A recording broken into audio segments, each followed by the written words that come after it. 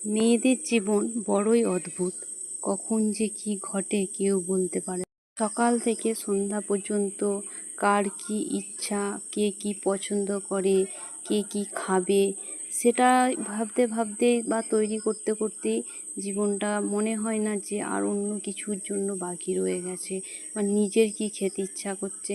সবার জন্য এই সমস্ত কিছু খাবার বানাতে বানাতে নিজের পছন্দের খাবারগুলো বানানোই ভুলে যাই। আর এই সব খাবার বানানোর পরে যেটুকু বা ভালো লাগে সেগুলো খেয়েই আমরা আমাদের জীবন কাটিয়ে দিই। কিন্তু মনে হয় কখনো যে কেউ যদি আমাদেরকেও এইভাবে খাবার বানিয়ে দেয়, আমরাও বসে খাবো বা আমাদেরও এটা ইচ্ছা করছে কেউ বানিয়ে দিক।